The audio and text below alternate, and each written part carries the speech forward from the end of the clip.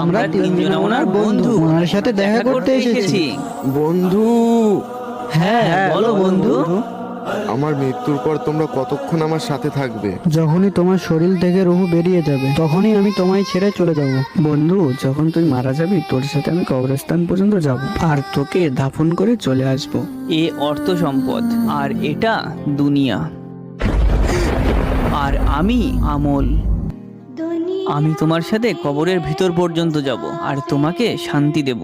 যখন কবরে তোমার উপরে কঠিন আযাব হতে থাকবে তখন আমি তোমাকে ওই কঠিন আযাবের হাত থেকে রক্ষা করব। টাকা পয়সা অর্থ সম্পদ দুনিয়া সব এখানেই থাকবে, একমাত্র তোমার নেক আমলই তোমার সাথে কবরের ভিতর পর্যন্ত যাবে আর তোমাকে ওই অন্ধকারময় কবরের আযাব থেকে বাঁচাবে।